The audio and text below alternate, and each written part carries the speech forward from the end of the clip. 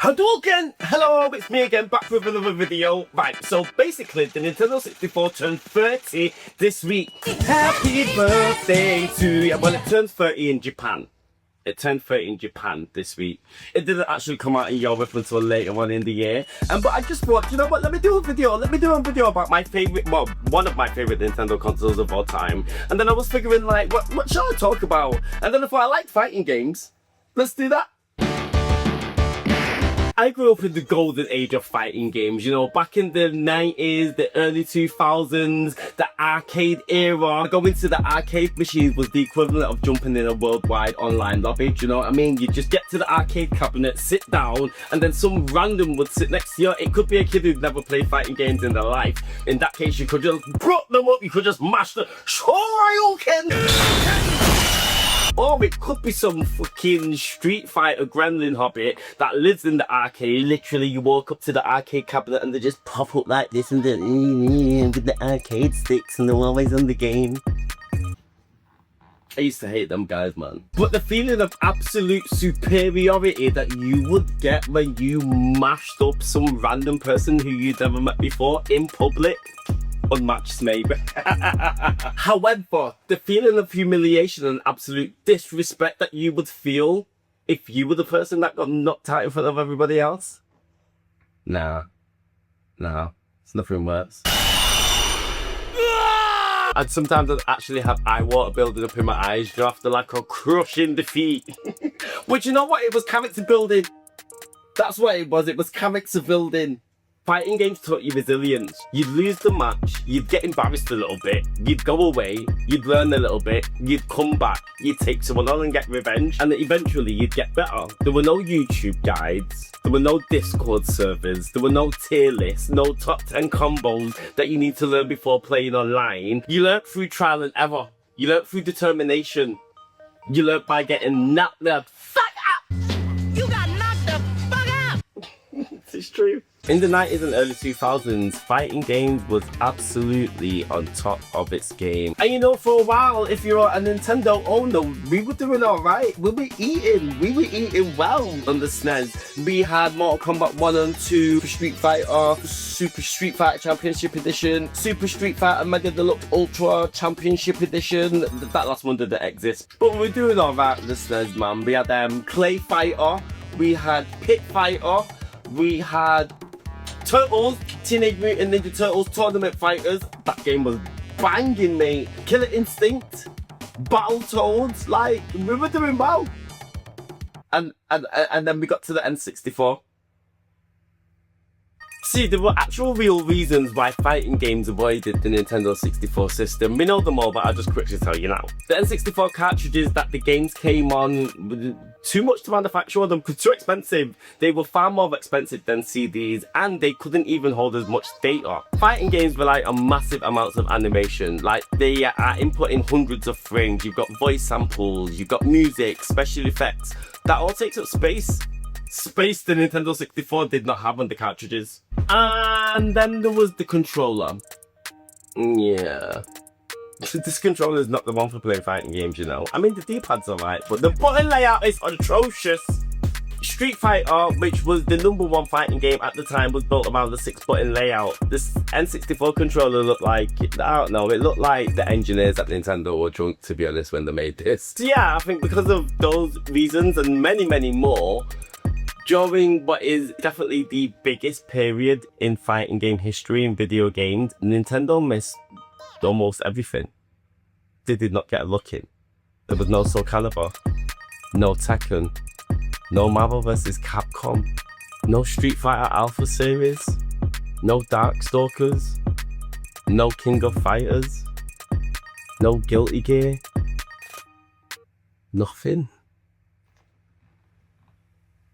But here's the thing, I don't actually think that the Nintendo 64 actually failed when it comes to fighting games. I don't think it, well, I mean, it didn't do well, but if you look at it deeply, it kind of did its own thing and it kind of did alright. So in today's video, I just want to take a look at 5 of the best fighting games that defined the Nintendo 64. For me personally, this is a top 5 best all-time fighting games of the Nintendo 64. It's not a top 5 of these are the best fighting games of all time. Like, it's not that.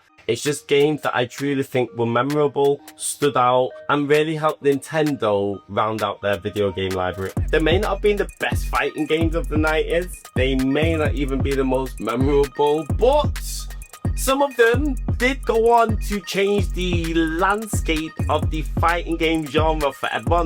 Well, that's an overstatement. Well, maybe one did.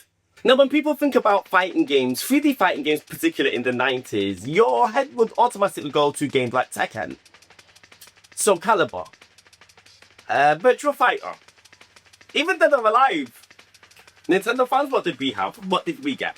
Well, we got a game called Fighter's Destiny. Yeah, Fighter's Destiny. Now, to be fair, I don't want to shit on it too much. Do you know what I mean? I did buy the game. I did like it a lot. I really enjoyed it, and it was doing something different. And to be honest, the Nintendo 64 needed some fighting games because it had none. Now, first of all, I just want to address the fact that in this game, you can play as a cow. You can play as a cow. The Fighter's Destiny came out in 1998 and it was developed by some guys called Genki, I don't know how it's pronounced. But the game was basically Nintendo 64's attempt at giving players a more realistic 3D fighting experience. And visually, it wasn't as graphically impressive as Tekken for sure, also Calibur, or even Virtua Fighter, but it looked alright at the time. As well as the graphics not being that great, the character roster also wasn't that creative, you get me? Like, every fighting game has to have a Ryu and a Ken clone. So obviously Fighter's Destiny had their own version of Ryu. He's actually called Ryuji. Literally, they copied his name, copy and paste. I mean, there's actually no point in me talking about any of these characters because trust me, they are all generic as fuck. There's a ninja in there that looks like just an average, typical ninja, but guess what? He's called Ninja. He's called Ninja. Like, literally, no imagination or any kind of creativity went into designing these characters. You've even got a guy in there called Bob. Now, there's nothing wrong with the name Bob, but oh, come on, like, look at him. But you know what? At the time, I didn't care. I actually didn't care. Because this was one of the few games in the system that was actually trying to deliver a proper arcade-style 3D fighting experience. And it had one thing that genuinely made it stand out, and that was its scoring system. Most fighting games, when it comes to the scoring system, is pretty simple. You reduce your opponent's health bar to 0, and then done. Knockout. Finish him! KO! Dead. But Fighter's Destiny said, nah, we're not going to do that. The game had a point-based system, so to win the match, you had to win 6 points. Ring outs would give you a point. If you defeated your opponent by throwing them, that would give you 2 points. Knockdowns gave you 3 points. Performing a counter would give you 3 points. And special attacks would give you 4 points. The first player to 6 points would win. It was actually a really clever idea because the match could swing dramatically at any moment. Like, you could literally dominate 5 rounds in a row, which was what I would normally do. I'd normally defeat enemies by ring outs. And I'd do that 5 times in a row, and then the computer would do like 2 3-star finishes, and then the match is done. So they didn't lose to the opponent because they did one massive finishing move that actually made every round feel important, which was quite good. And that's why I think Fighter's Destiny is important. Not because it's amazing, not even because it's a masterpiece, but because it actually represents the best attempt that Nintendo had taken. Not Nintendo specifically, but on the Nintendo 64, Fighter's Destiny is literally the bar. It is the best 3D fighter on the system. And whether that's a good thing or a bad thing, it just depends on how you look at it. Moving on to number 4, Rakuga Kids! Rakuga Kids! Yes, now this game actually genuinely gets me excited. Now, this is the kind of weird Nintendo 64 fighting game that I'm talking about. Rakuga Kids looks sick. Rakuga Kids came out, it was developed by Konami in 1998, and Rakuga Kids has one of the most unique visual art styles that I've ever seen in a fighting game. Well, maybe not now in 2026, but for a very long time, it was definitely one of the most beautiful, unique looking fighting games in the whole genre. The premise is very simple. A group of children discover these magic crayons, right? And then like some big bully guy comes and steals 2 of these magic crayons. And then the kids find out that if you actually draw on shit, you can actually make your drawings come to life. So they use this power to create these fighting characters that they can go and take and beat the bully up that thieved the crayons from them. And at the start, the character design is, I love it, I love it, I love it, I love it. You've got astronauts, there's a witch in there, there's a robot, there's some bear dog thing, there's even, you can play as like this little cat with a hat on, the cat on the, to be honest, I love the art style. It all looks like it's kind of Parappa the Rapper style. It's 2D sprite-based drawings. The animation is absolutely gorgeous. Like, unlike Fighter's Destiny, these characters actually have personality. Even today still, 30 years later, this game still looks sick. Do you not think so? Gameplay wise, the game's basically a Street Fighter clone, which is super alright with me. You got fireballs, dragon punches, quarter circle inputs, super meters, but the super meters are called magic meters. And when you fill your, when you colour in all your little magic meter at the bottom, then you can do like your super move and your super specials. It's all Street Fighter coded. But this game's good. This game's good. I actually really liked it. It's kind of like Marvel vs. Capcom as well, where you've got a button that's solely dedicated to launching enemies in the air, and then you can, you know, do your double jump in the air and Shoryuken. But I don't do Shoryukens because it's not Street Fighter. But you can do all those, you know, aerial combos and air attacks and all that. And the game's decent.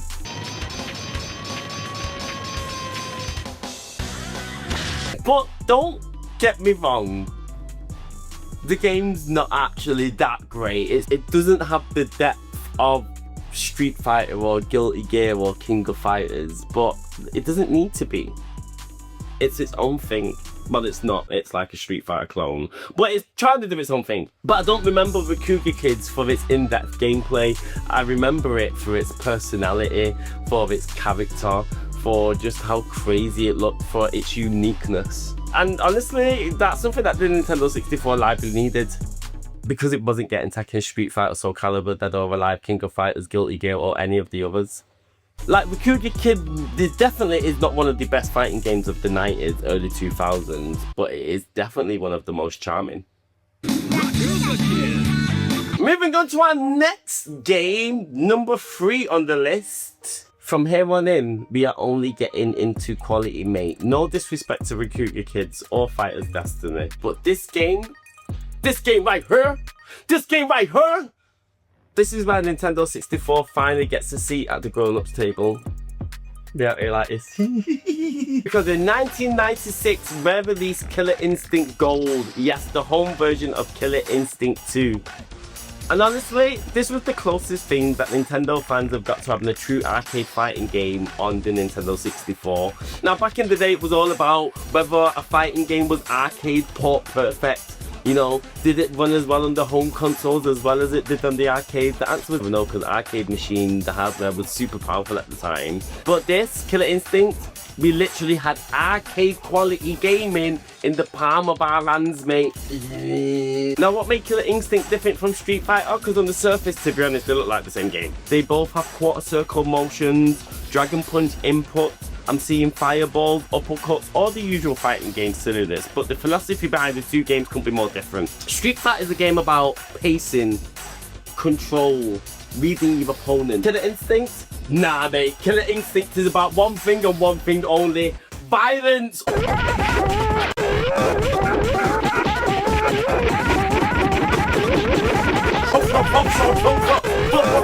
Do you know the bass that you feel when you just punch someone on Killer Instinct? Oh my gosh. Killer Instinct is about one thing and one thing only: absolute relentless combos. This game is built entirely around combos. I'm not talking about Shoryuken. I'm not talking about those little combos that you got on Street Fighter. Like, I'm talking about the sort of combos that make you put down your controller and go and make a sandwich, you know what I mean? Sometimes I'll be playing Killer Instinct and like, you just start getting mashed up. You're like, do you know what? I'm going toilet. Come back, or shit.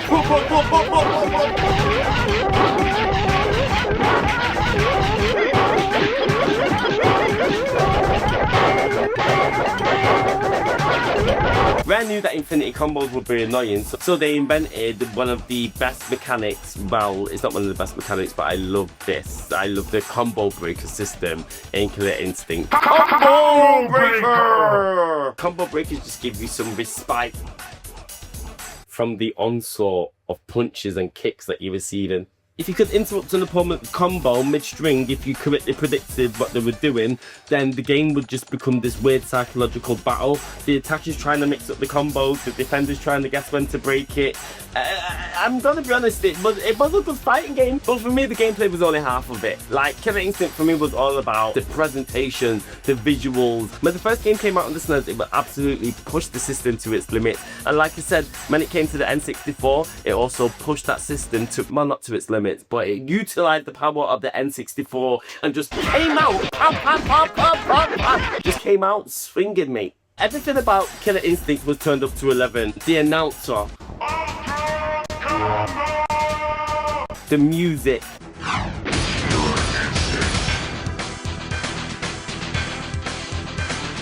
the sound effect, the character design, the menus, the stages, everything was just loud,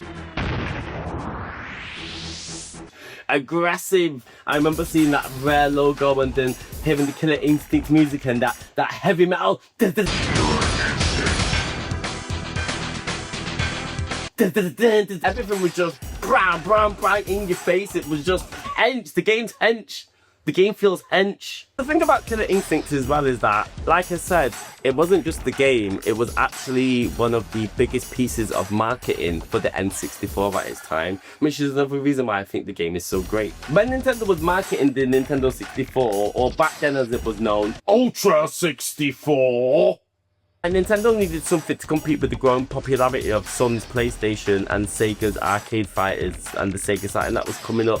So Rare and Midway pushed Killer Instinct hard. They came up with a marketing campaign and basically the arcade machines were branded with the Ultra 64 logo. The game actually was a way of helping sell the Nintendo 64 even though it didn't exist. And because Ultra 64 was on the branding for the arcade machines, everyone was like, oh my god, the Nintendo 64 is going to be hench, it's going to be powerful. But when Killer Instinct did launch on the N64, it wasn't an arcade perfect port. Nobody near it. The arcade version was still superior, but for Nintendo fans, that was enough. Thank you. Because this was our fighter. This was our exclusive arcade fighter. It wasn't Tekken, it wasn't Soul Calibur, it wasn't Street Fighter, it wasn't Mortal Kombat, it was Killer Instinct and it was standing on business. The game still holds up surprisingly well today. Like, and it's not the deepest fight I've ever made, it's not the most balanced, I think the game's actually broken, to be honest. But the game knows what it wants to be. Fast, flashy, in your face, violent, aggressive, and this genuinely is one of the best fighting games of all time. Killer Instinct is on this list because it is synonymously associated with Nintendo, even though Microsoft own it now. But 30 years later, Killer Instinct, I would say, is in the top 20 fighting game franchises of all time. And although we've only had one entry from since Killer Instinct Gold on the N64, which was Killer Instinct 2013 on the Xbox, the franchise still got to put respect on its name, man. And it started on a Nintendo console. Now, before people start arguing, the second game on the list isn't technically a fighting game. Well, it is, but it's not a traditional fighting game. But I don't care, because WWF No Mercy absolutely deserves a spot on this list. WWF No Mercy. WWF No Mercy is the best wrestling game of all time. It's definitely one of the best wrestling games of all time anyway, like fact. WWF No Mercy was released in 2000 by Aki Corporation and it was published by THQ, I think. It came right slap bang in the golden age of wrestling. Stone Cold Steve Austin, The Rock, Triple H, Undertaker, Mankind. Actually, was that the golden age of wrestling?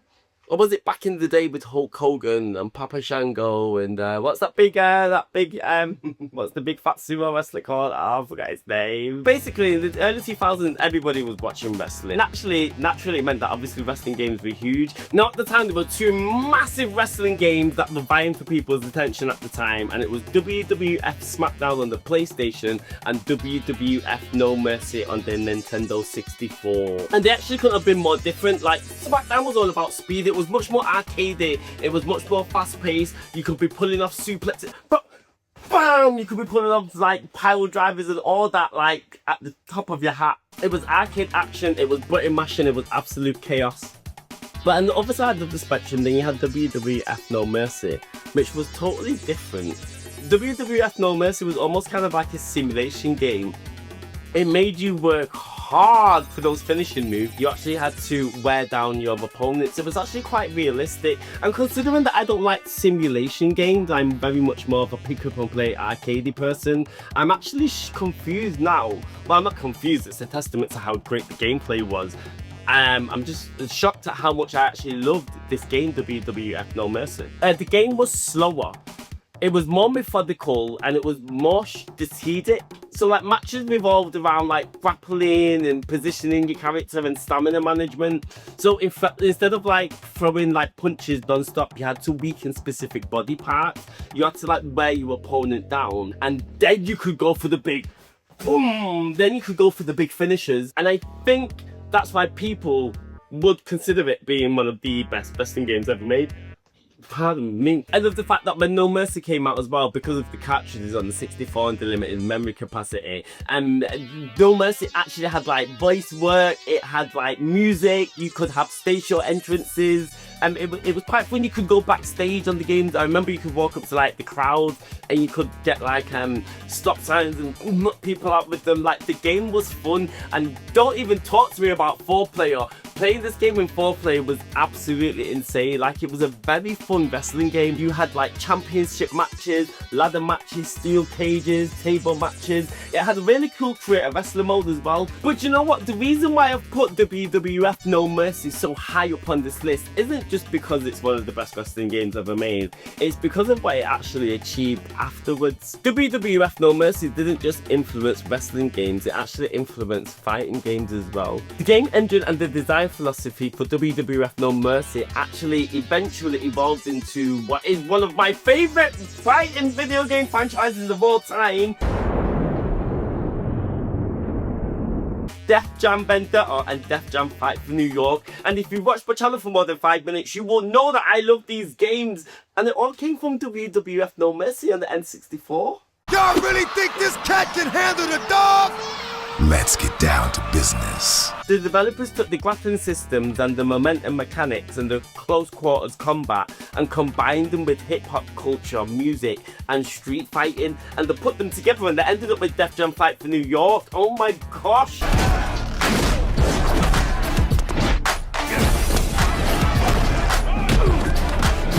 Like, Def Jam Fight for New York is an absolute masterpiece. It went out to sell like 2.5 million copies, and the Def Jam Fight for New York video game service spawned 3 entries, and yeah, the 3rd entry wasn't that great, but they were massively popular games that did very, very, very well. And when I look back at No Mercy, I don't just see a wrestling game. I see the foundations for what is like one of the best combat systems to one of my favourite games of the early 2000s. And it all started on the Nintendo 64. The crazy thing is that the N64 wasn't supposed to have good fighting games, but it turns out that it arguably had one of the most influential ones. WWF No Mercy. But as good as WWF No Mercy was, as influential as the game was, there is only one fighting game on the Nintendo 64 that changed the fighting game landscape forever, mate. And we all know what game it is. You know what time it is! Number 1, come on, we all knew what it was going to be. We all knew Smash Bros at the top of the Super Smash Brothers! We all know it was going to be at the number 1 spot.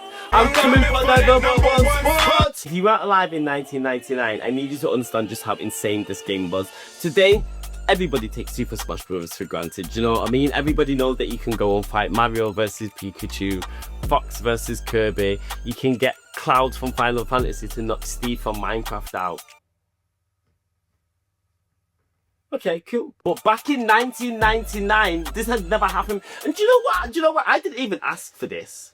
Like, growing up playing Super Nintendo game N64, I was happy to play my Mario game, my Zelda game, my Metroid, my Kirby. They were all separate universes. I never even imagined putting them together under one roof. It's Nintendo that have got me itching for this Nintendo shared universe now. Because in 1999, when Super Smash Bros. Came out, this was an Avengers Endgame like level event.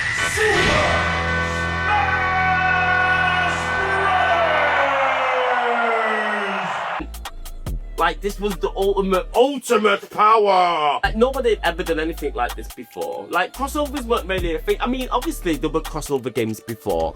Obviously, I can't think of any, but there must have been some Well, yeah, you had, like, Marvel vs. Capcom. Do you know what I mean? We had crossover games like that. They existed, but nothing on this scale. Like, Mario, Donkey Kong, Link, Yoshi, Pikachu, Kirby, Fox, Luigi, Captain Falcon. Like, Nintendo taking all their biggest characters and putting them into one game. I never thought of doing that. But then they did it, and it was a madness. It was an absolute madness, and I never forget watching that advert. I loved that advert. I remember seeing Mario, Donkey Kong, Pikachu, Yoshi all running through those fields, hand in hand. Everything was blissful, and then all shit was bang, bang, bang. What's going on? Why are they all fighting? Like, can they even do that? Do Nintendo fighters fight?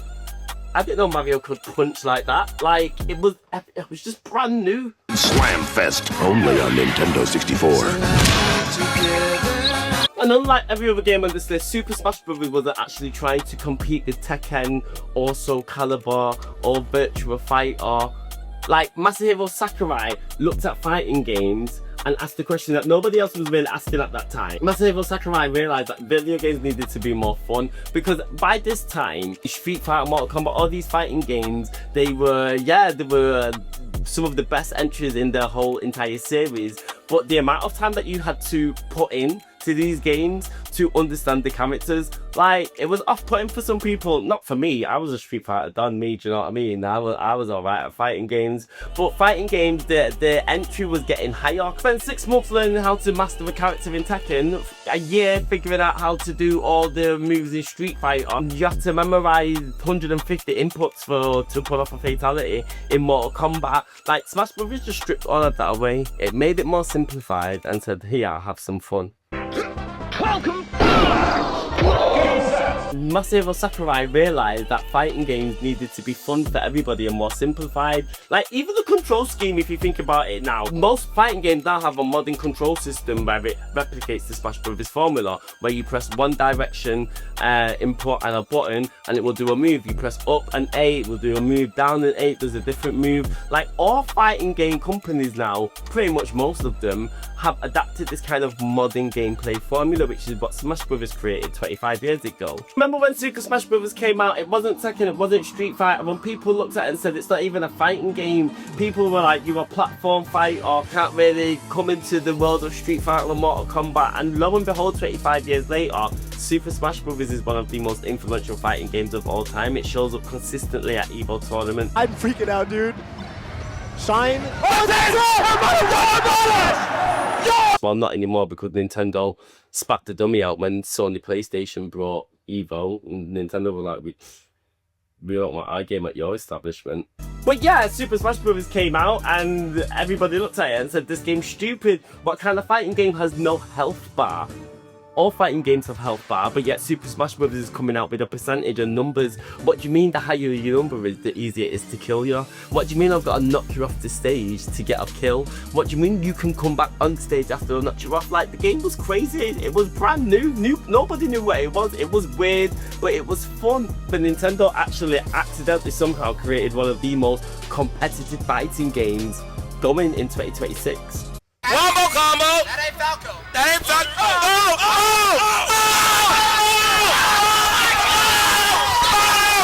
I genuinely don't think Nintendo realised what they created, because Super Smash Bros. Became more than a fighting game. It became a celebration of like gaming history.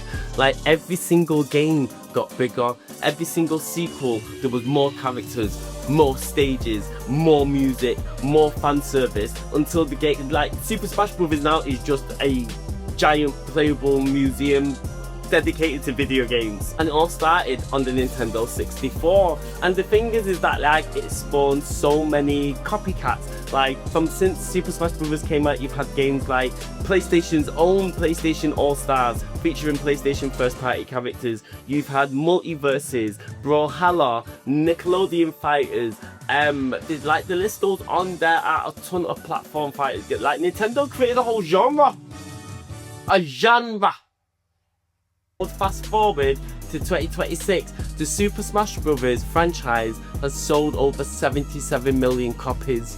Street Fighter, the king of the fighting games, has only sold 59 million copies. Smash Bros. Is one of the greatest, most important, influential games and fighting games in video game history. And that's the thing, Nintendo spent the whole generation losing the fighting game war. PlayStation got Tekken, PlayStation got Soul Blade, PlayStation got Marvel vs. Capcom, PlayStation got King of Fighters, and Nintendo missed all of it. But yet somehow, Nintendo have still come away with one of the most influential fighting games of that generation.